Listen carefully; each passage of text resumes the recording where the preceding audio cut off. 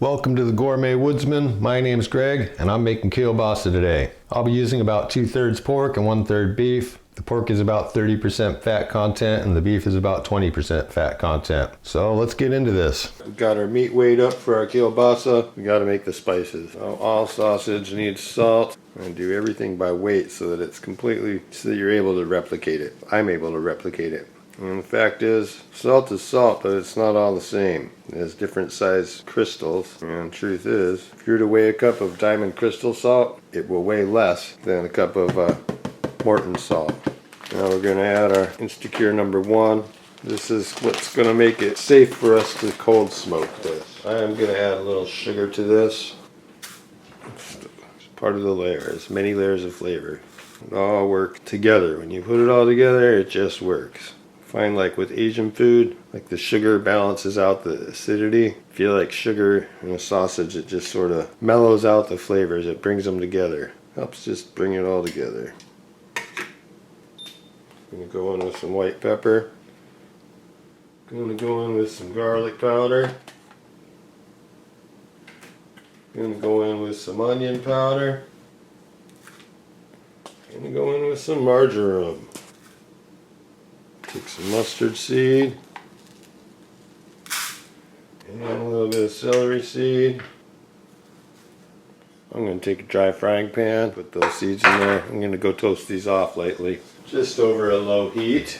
This is going to act like a binder. You could use a starch, use rice flour before if you want something, a non-dairy one. Rice flour works. Basically what it's going to do, it works as a binder, kind of like breadcrumbs in a meatball. And it's going to allow us to add water to our sausage. You don't want to add this until you're ready to mix and case. If you don't case it right away after adding this, it makes it gummy. So if you want to add your spices and cure the meat overnight before casing, then I add this after it is cured. I'm going to add those seeds to my spices. Here's my kielbasa spices. Be back for the next step. At 29 degrees, just perfect. Oh, I just load this sucker up.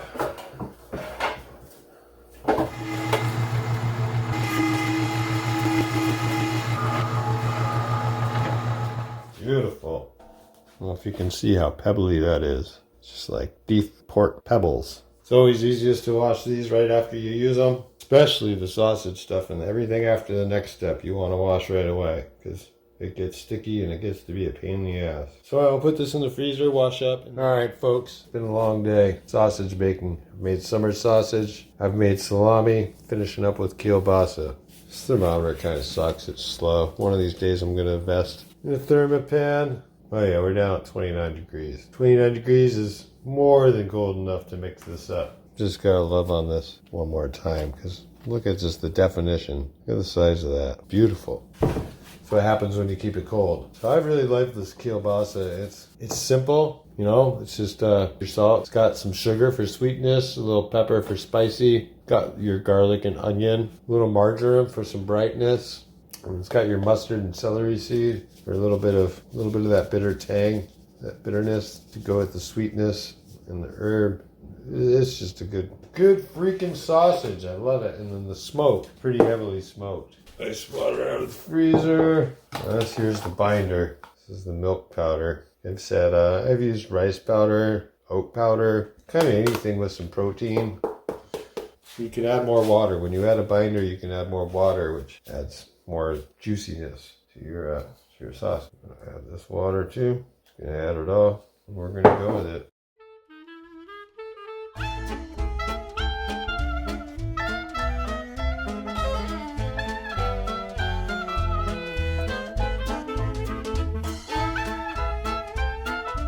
Just want to lift the whole bowl up.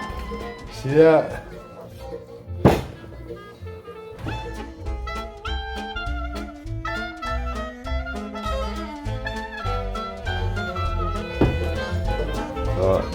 Try to shove out as much air as I can.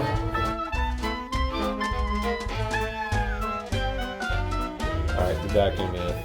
These are hog casings, 42, 44 I believe. They've been soaking overnight. They only need a few hours, but I found that if I do it the longer I do it, the better the final snap is on my casing. So I've already rinsed water through all of them, but I like to put a little extra water in just to help lube up this horn, because you know, lubed horn Put it this way, you don't want stuff sticking on your horn. You want your horn to slide. So kielbasa, it's not a linked sauce. I mean, it is linked, obviously, but it's not something you put on a bun. That's why I'm using the fat casing. And I'm just going to put on some music, get on with it.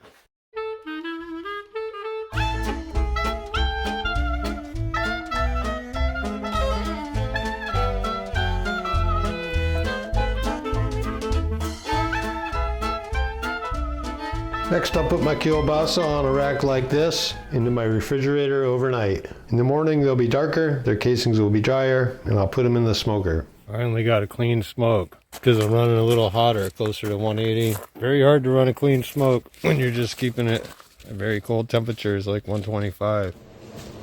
So, super happy with the way these look. Look at that color on those. They're just beautiful. The next thing I need to do here, put this in this ice water. Shock them. It's going to shock them, stop the cooking. It's going to tighten up that casing, help me get a good snap because you want the snap on it. Leave that for 10 or 15 minutes, and then I'm going to hang it up to bloom for a few hours. Wow, this looks pretty damn good. Let's give it the taste.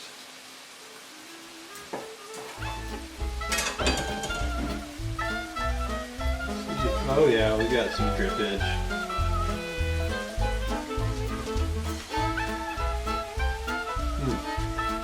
When I eat this, I understand why people that have it say, man, that's the tastiest sausage I maybe have ever had. When you make sausage yourself, it's just so much better. Because the casing is just really adhered. It's like one. Texture is perfect. This is just excellent sausage. A lot of girth to that. I'm not going to do the snap test, but I can tell just by biting there. These casings have a lot of snap to them. I'm very, very happy with how this one came out.